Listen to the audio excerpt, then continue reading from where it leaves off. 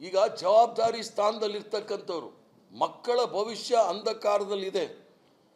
1,40,00,000 ಜನ ಪತ್ರಿಕೆ ಸೋರಿಕೆ ಆಗಿದ ಮರುಪರೀಕ್ಷೆಯಲ್ಲಿ ಬಂದಿದ್ದಾರೆ. ಯಾರಾದರೂ ಇವತ್ತಿನ ತನಕ ಅದರ ಬಗ್ಗೆ ಏನಾದರೂ ಮಾತಾಡಿದಾರ? ಮಕ್ಕಳಿಗೆ ಅನ್ಯಾಯ ಆಗಿದೆ ಅಂತ ಹೇಳಿ. ಈ ಒಂದು ಹೋರಾಟ ಕಾಂಗ್ರೆಸ್ ಪಕ್ಷದ ಹೋರಾಟ ಅಲ್ಲ, ಮಕ್ಕಳ ಪರವಾಗಿ ಹೋರಾಟ ಮಾಡ್ತಕ್ಕಂಥದ್ದು. ಯಾರು ಅದು ಜಿರಳೆ ಪಾರ್ಟಿ ಇರ್ಬೋದು, ಕಪ್ಪೆ ಪಾರ್ಟಿ ಇರ್ಬೋದು, ಅಥವಾ ಇವ್ರ ಥರ ಭ್ರಷ್ಟ ಜನತಾ ಪಾರ್ಟಿ ಇರ್ಬೋದು, ಯಾರಾದರೂ ಜನಪರ ಹೋರಾಟ ಮಾಡಿದ್ರೆ ಅವರ ಪರ ನಿಲ್ತಕ್ಕಂಥ ಜವಾಬ್ದಾರಿ ಕಾಂಗ್ರೆಸ್ ಪಕ್ಷದ್ದು. ಹಿಂದೆ 2023ರಲ್ಲಿ ರೈತರು 1 ವರ್ಷಗಳ ಕಾಲ ದೆಹಲಿಯ ಅದು ಸಿಂಗು ಬಾರ್ಡ್ರಲ್ಲಿ ಕೂತಾಗ 700 ಜನ ಪ್ರಾಣ ಕಳ್ಕೊಂಡ್ರು. ಇವತ್ತು ಸಹ ಅವ್ರ ಬಗ್ಗೆ ಒಂದು ಸಹಾನುಭೂತಿ ತೋರಿಸಿಲ್ಲ ಪ್ರಧಾನಮಂತ್ರಿಗಳು. ಇವರ ನಾಲಾಯಕು ಅಥವಾ ಕಾಂಗ್ರೆಸ್ ಪಕ್ಷದ ನಾಯಕರ ನಾಲಾಯಕು. ಆದ್ದರಿಂದ ಜನಗಳಿಗೆ ತೊಂದರೆ ಆದಾಗ ವಿರೋಧ ಪಕ್ಷದ ಜವಾಬ್ದಾರಿ ಅದು ಜನ ಪರ ನಿಲ್ತಕ್ಕಂಥದ್ದು. ಆ ಕೆಲಸವನ್ನು ನಾವು ಮಾಡಿದ್ದೇವೆ. ಹೋರಾಟ ಎಲ್ಲಿವರೆಗೂ ಇರುತ್ತೆ ಅಂದರೆ ಆ ಒಂದು ಧರ್ಮೇಂದ್ರ ಪ್ರಧಾನ ರಾಜೀನಾಮೆ ಕೊಡಬೇಕು. ಮಕ್ಕಳ ಪ್ರಾಣ ಕಳ್ಕೊಂಡಿರ್ತಕ್ಕಂಥವ್ರಿಗೆ ಕಾಂಪನ್ಸೇಷನ್ ಕೊಡಬೇಕು. ನರೇಂದ್ರ ಮೋದಿ ಜವಾಬ್ದಾರಿ ತೆಗೆದುಕೊಂಡು ಅವ್ರಿಗೆ ಕಾಂಪನ್ಸೇಷನ್ ಕೊಡಬೇಕು. 1 ಕೋಟಿ ಅಂತ ಈಗಾಗಲೇ ಹೇಳಿದ್ದಾರೆ. ಮತ್ತು ಯಾವ್ಯಾವ ಪೇರೆಂಟ್ಸ್ಗೆ ತೊಂದರೆ ಆಗಿದೆ ಅವ್ರಿಗೆಲ್ಲರೂ ಸಹ ಸಹಾಯ ಮಾಡ್ತಕ್ಕಂಥ ಕೆಲಸ ಮಾಡಬೇಕು.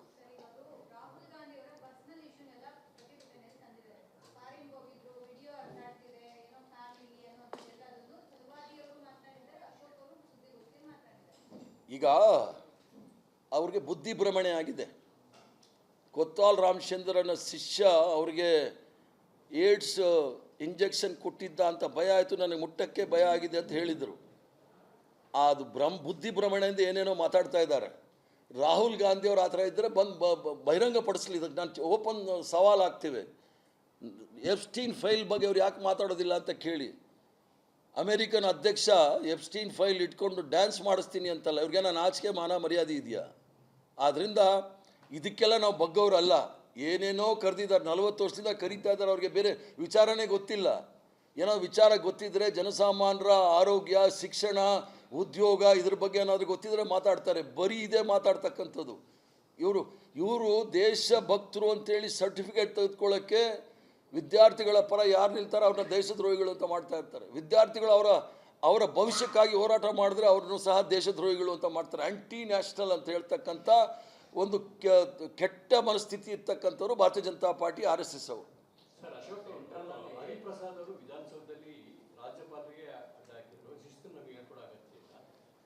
ಹಾಕಿದ್ದೀನಿ, ಇವತ್ತು ಹೇಳ್ತಾ ಇದ್ದೀನಿ.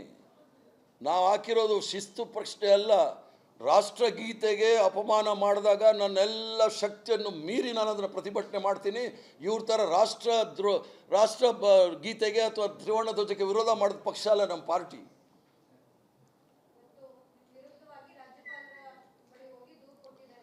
ಧಾರಾಳವಾಗಿ ರಾಜ್ಯಪಾಲರಲ್ಲ, ರಾಷ್ಟ್ರಪತಿಗೆ ಹೋಗಿ ಕೊಡಲಿ. ಅವರು ರಾಷ್ಟ್ರಪತಿ ಮತ್ತು ರಾಜ್ಯಪಾಲರದ್ದು ಏನೂ ಲೆಕ್ಕ ಇಲ್ಲ. ಅವ್ರಿಗೇನಾದರೂ ದೂರು ಕೊಡಬೇಕಂದ್ರೆ ಡೊನಾಲ್ಡ್ ಟ್ರಂಪ್ ಹತ್ರ ಹೋಗಿ ಕೊಡಬೇಕಾಗತ್ತೆ. ಅವ್ರು ಬೇಕಾದ್ರೆ ಡೊನಾಲ್ಡ್ ಟ್ರಂಪ್ ಅಥವಾ ರೋನಾಲ್ಡ್ ಟ್ರಂಪ್ ಅಂತ ಏನೋ ಹೇಳ್ತಾರಲ್ಲ, ಅವ್ರು ಬಂದು ನನ್ನ ಅರೆಸ್ಟ್ ಮಾಡ್ಕೊಂಡು ಕರ್ಕೊಂಡು ಹೋಗಿ.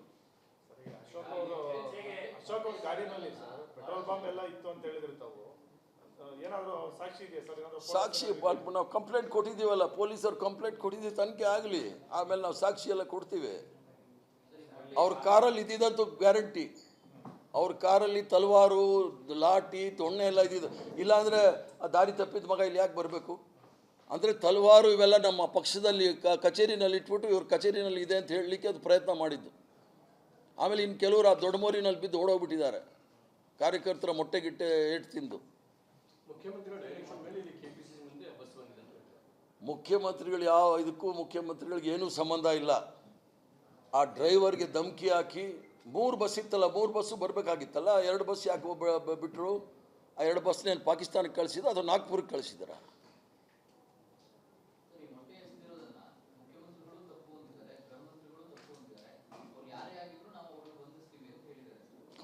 ಕಾನೂನು ಕ್ರಮ ತೆಗೆದುಕೊಳ್ಳಿ, ಅದ್ರಲ್ಲಿ ತಪ್ಪು ತೊಂದರೆ ಏನಿಲ್ಲ. ಈಗಾಗಲೇ ನಮ್ಮವ್ರನ್ನೆಲ್ಲ ನೆನ್ನೆ ಅರೆಸ್ಟ್ ಮಾಡಿ ಬೇಲ್ ಮೇಲೆ ನಾವು ಈಚೆ ಕರ್ಕೊಂಡು ಬಂದಿದ್ದೀವಿ. ನಾವು ಮೊಟ್ಟೆ ಎಸೆದಿಲ್ಲ, ಅವ್ರ ಮೊಟ್ಟೆ ಏನು ಎಸೆದ್ರು ಆ ಮೊಟ್ಟೆನ ಹಿಡಿದು ಅದೇ ಮೊಟ್ಟೆನ ನಾವು ವಾಪಸ್ ಕಳಿಸಿದ್ದೀವಿ ಅವ್ರಿಗೆ. ನೀವೇ ತೊಗೊಂಡೋಗಿ ನಾವು ಮೊಟ್ಟೆ ತಿನ್ನಲ್ಲ, ನಾವು ಸನಾತನಿಗಳು ಅಂತ ಹೇಳಿ. ಮೊಟ್ಟೆ ಸಂಸ್ಕೃತಿ ಅವ್ರದ್ದೇ.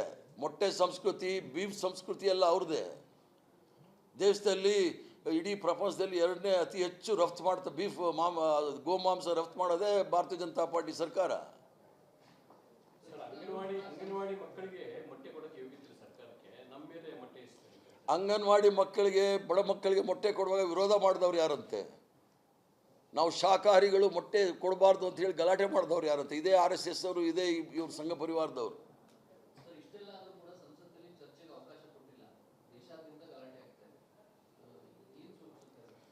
ಅಂದರೆ ಪ್ರಜಾಪ್ರಭುತ್ವದಲ್ಲಿ ನಂಬಿಕೆ ಇಲ್ಲ, ಹಿಟ್ಲರ್ ಶಾಹಿ.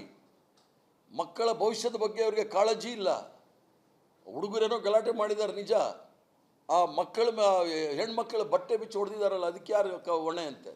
ಈಗ ರಾಹುಲ್ ಗಾಂಧಿ ಅವರು ಆ ಪ್ರೊಟೆಸ್ಟ್ ಅಲ್ಲಿ ಎಂಟರ್ ಆಗಿ ಇದನ್ನ they are making it politicalise ಅಂತ ಹೇಳ್ತಾ ಇದ್ದಾರೆ. ಧರ್ಮೇಂದ್ರ ಪ್ರಧಾನ್ ಅವರು ಪೊಲಿಟಿಕಲ್ ಟೂಲ್ ಆಗಿ ಬಳಸ್ಕೊಳ್ತಾ ಇದ್ದಾರೆ ರಾಹುಲ್ ಗಾಂಧಿ ಅವರು ಆ ವಿದ್ಯಾರ್ಥಿಗಳನ್ನ ಅಂತ ಹೇಳ್ತಿದ್ದಾರೆ. ಗ್ರಾಹಮ್ ಸ್ಟೈನ್ ಮತ್ತು ಇಬ್ಬರು ಮಕ್ಕಳನ್ನ ಕೊಲೆ ಮಾಡಿದ ದಾರಾ ಸಿಂಗ್ನ ಶಿಷ್ಯ ಆಗಿರ್ತಕ್ಕಂಥ ಧರ್ಮೇಂದ್ರ ಪ್ರಧಾನ್ನಿಂದ ನಾವೇನು ಕೇಳಬೇಕಾದಿಲ್ಲ. ನಾವು ಪೊಲಿಟಿಕಲ್ ಯಾರಿಗಾದರೂ ಕೊಲೆ ಮಾಡಿ ರಾಜಕೀಯ ಮಾಡೋದಿಲ್ಲ, ಯಾರಾದರೂ ಭವಿಷ್ಯ ಹಾಳು ಮಾಡಿ ರಾಜಕೀಯ ಮಾಡೋದಿಲ್ಲ. ಅದಕ್ಕೆ ನಿಮ್ಗೆ ಹೇಳಬೇಕಾದ್ರೆ ನರಕದ ಗರ್ಭಗುಡಿಯೊಳಗೆ ಅಂತ ಸುಧೀರ್ ಬುನ್ನಿ ಅಂತ ಹೇಳಿ ಒಂದು ಪುಸ್ತಕ ಬರೆದಾರೆ. ಅದರಲ್ಲಿ ಭಾಳ ಸ್ಪಷ್ಟವಾಗಿ ಹೇಳಿದ್ದಾರೆ ಏನೇನು ಮಾಡ್ತಾರೆ BJP ಅವರು, RSS ಅವರು ಅಂತ. ಕೊಳ್ಳೆ ಹೊಡೆದ ಹಣದಿಂದ ಅಲ್ಲಿಂದ ಮತ್ತೆ ರಂಜಿತಾನನ ಜೊತೆಯಲ್ಲಿ ಕಣ್ಣೂರಿನ ವಿಭಾಗ ಕಾರ್ಯಾಲಯಕ್ಕೆ ಓದುವಂತೆಲ್ಲ ಕಂಪ್ನಿ ಸ್ಟೋರಿಗಳಿದೆ. ನಿಮಗೆ ಅದೆಲ್ಲ ಬೇಕು ಅಂದರೆ ಬುಕ್ಕುಗಳು ಕೊಡ್ತೀನಿ, ಓದಿ ಅದ್ರಲ್ಲಿ ಸ್ವಲ್ಪ ತಿಳ್ಕೊಳ್ಳಿ ಭಾರತೀಯ ಜನತಾ ಪಾರ್ಟಿಯವರು ಏನೇನು ಮಾಡ್ತಾರೆ ಅಂಥೇಳಿ. ಬಾಂಬು ತಯಾರಿಕೆ ಮತ್ತು ಸಂಗಾತಿ ಹರೀಂದ್ರ ಕೊಲೆ ಪಿತ್ತೂರಿ, ಎಷ್ಟೆಷ್ಟು ಬೇಕೋ ಅಷ್ಟೆಲ್ಲ ಕೊಡ್ತೀನಿ ಬೇಕಾದರೆ. ಮತ್ತು ಇವ್ರ ಕಚೇರಿನಲ್ಲಿ ಏನೇನು ನಡೆಯುತ್ತೆ ಅಂಥೇಳಿ ಇನ್ನೊಬ್ಬ ಪ್ರಚಾರಕ, ಇಬ್ಬರು RSSನ ಪ್ರಚಾರಕರು ಬರೆದಿರ್ತಕ್ಕಂಥ ಪುಸ್ತಕ. ನಮ್ಮ ಕಚೇರಿನಲ್ಲಿ ಯಾವುದು ಗೆಸ್ಟ್ ಹೌಸ್ ಇಲ್ಲ. ನಮ್ಮ ಕಚೇರಿನಲ್ಲೆಲ್ಲ ಪೇಪರು, ಪೆನ್ನು, ಕಂಪ್ಯೂಟರು, ಡಿಪಾರ್ಟ್ಮೆಂಟ್ಗಳಿದೆ. ಅಲ್ಲಿ ಗೆಸ್ಟ್ ಹೌಸ್ ಇದೆ. ಅದು ನಾ ಬಾಯಲ್ಲೇ ಹೇಳೋಂಗಿಲ್ಲ, ಅಷ್ಟು ಅಶ್ಲೀಲವಾದ ಕೆಲಸಗಳೆಲ್ಲ ನಡೆಯುತ್ತೆ ಅಲ್ಲಿ.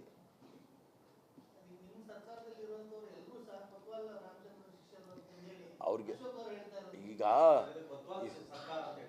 ಅದಕ್ಕೆ ನೋಡಿ, ಏನಾದರೂ ಹೊಸ್ದು ಹೇಳಕ್ಕೆ ಹೇಳಿ.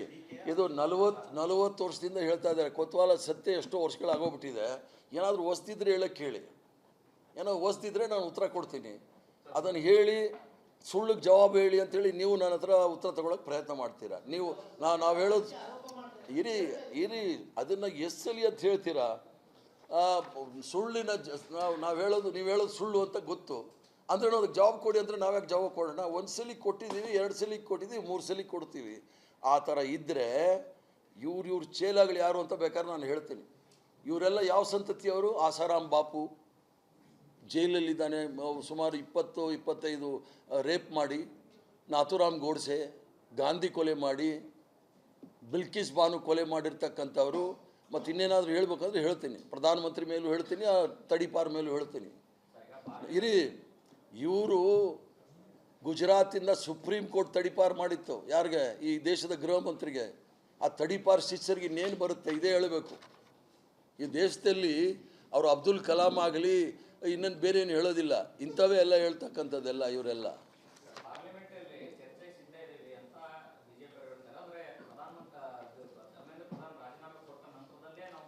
ಈಗ ಚರ್ಚೆ ಮಾಡೋವಂಥದ್ದು ಏನಿದೆ ನಿಮ್ಮ ಕಣ್ಮುಂದೆ ಇದೆ. 22 ಜನ ಮಕ್ಕಳು ಆತ್ಮಹತ್ಯೆ ಮಾಡ್ಕೊಂಡಿದ್ದಾರೆ. 1,40,00,000 ಜನ ಮಕ್ಕಳ ಭವಿಷ್ಯವನ್ನು ಹಾಳು ಮಾಡೋಕ್ಕೆ ಪ್ರಯತ್ನ ಮಾಡಿದ್ದಾರೆ. ಚರ್ಚೆ ಏನು ಬೇಕಾಗಿದೆ? ಅದಕ್ಕೆ ಕಾರಣ ಯಾರು? ನಾಲಾಯಕ್ ಶಿಕ್ಷಣ ಮಂತ್ರಿ. ಅವನು ಗ್ರಾಹಮ್ ಸ್ಟೈನ್ ಕೊಲೆ ಆಪಾದನೆಯಲ್ಲಿ ಜೈಲಲ್ಲಿ ಇರ್ತಕ್ಕಂಥ ದಾರಾ ಸಿಂಗ್ನ ಶಿಷ್ಯ. ಚರ್ಚೆ ಏನು ಬೇಕಾಗಿದೆ? ರಾಜೀನಾಮೆ ಕೊಡಬೇಕು ಅವರು.